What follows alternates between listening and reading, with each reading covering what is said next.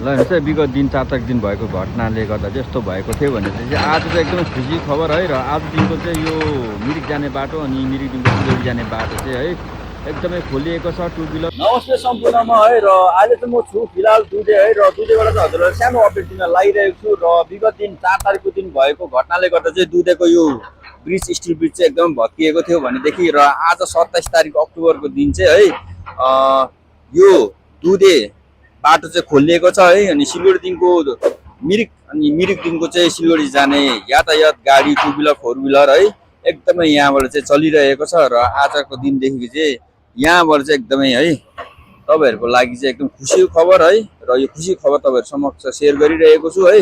र जसलाई थाहा छैन उहाँहरूसम्म यो भिडियो है सेयर गरेर पुगोस्।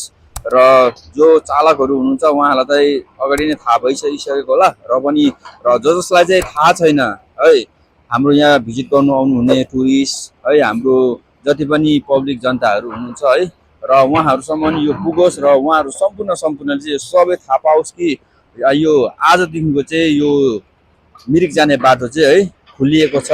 एकदमै खुसीको कुरो र तपाईँहरूले देख्न सक्नुहुनेछ है। र यहाँ काम पनि भइरहेको छ अनि गाडीहरू पनि चलिरहेको छ।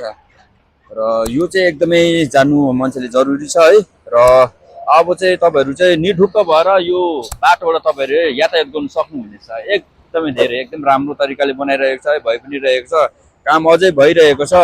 र आउँदो दिनमा यो ब्रिज पनि एकदमै बनिएर जान्छ भन्ने आशामा छौँ है।